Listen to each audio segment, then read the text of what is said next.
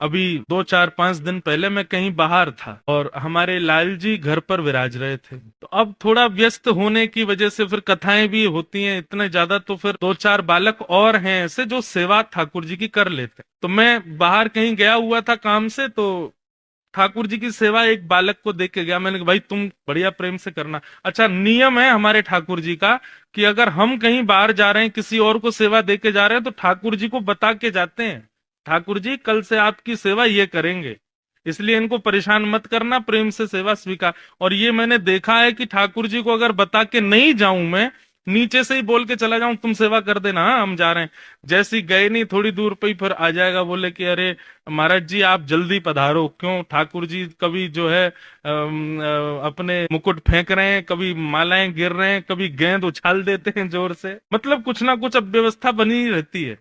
तब से हमने नियम बनाया, ठाकुर जी को बता के जाते हैं, ठाकुर जी आपकी सेवा ये करेंगे, इसलिए परेशान मत करना, हम 3 दिन में आ रहे हैं। तो बोल के गए ठाकुर जी को कि ये सेवा करेंगे आपकी। अब मैं कहीं बाहर गया हुआ था किसी कार्य से, पूरी रात नींद नहीं आई। कभी लगे गद्दे में कोई दिक्कत है, कभी लगे रजाई ठीक नहीं है। फिर मैंने कहा अब थोड़ी गर्मी आ गई, पंखा चलाओ, एसी चला दिया, फिर ठंड लगी बंद कर दिया, पानी पी लिया, अब ठीक हो जाएंगे। सर भारी भारी सा हो गया तो एक दवाई खा ली। मैंने कहा अब नींद आ जाएगी। 3 बज गए सुबह, नहीं सो पाए, पूरी रात ऐसे निकली। सुबह 6 बजे मैं यही सोच रहा था, रात भर नींद नहीं आई और अब सुबह तक भी मैं हो गया, अभी भी ऐसा नहीं हो रहा है कि मुझे सोना चाहिए। कारण क्या है? स्नान करते करते अपने आप मन में भाव आया, कहीं ऐसा तो नहीं है लाल जी हमारे घर पे विराज रहे हैं, कोई त्रुटि सेवा में हुई। तुरंत स्नान करके मैंने उस बालक को फोन किया जो सेवा में था।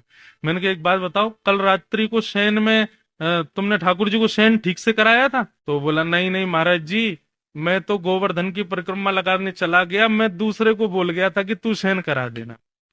कल्याण, मैंने कि वो सोए नहीं रात भर, और वो नहीं सोए हैं उसका वो संकेत मेरे को भेज रहे थे कि मैं सोयो ना हूं, तुम कुछ जन कहाँ छोड़ के चलो गए, जल्दी यहाँ बात कर, मेरी सेवा ठीक ठीक से करवा। फिर उस बालक को फोन किया जो दूसरा सेवा में, उसको इतनी सेवा आती नहीं। मैंने उसको पूछा, मैंने कहा रात में तुमने शयन कराया? बोले हाँ। कैसे शयन कराया? उसने कहा बोले ठाकुर जी विराज रहे थे सिंहासन पे, हमने सीधे उठाए, उठा करके और जो है बिस्तर पर पड़ा दिए। मैंने कहा अच्छा मुकुट उतारा था कि नहीं? बोले नहीं। मैंने माला जी उतारी थी? बोले नहीं। मैंने कि यही तो, मैंने कि तुम कपड़े पहन के सो जाओ, पूरे जो है कि 3 पीस पहन के सो जाओ, दुनिया भर की सामग्री पहन के सो, नींद आती है क्या? ठाकुर जी का श्रृंगार नहीं बढ़ाओगे कैसे सोएंगे? तो वो अनुभव हुआ, मैं किलोमीटरों दूर था लेकिन वहां भी अनुभव हो रहा था। ये बात हम क्यों बता रहे हैं? आप अपने ठाकुर जी को जब चैतन्य मानते हो तब ये आनंद सुख मिलता है।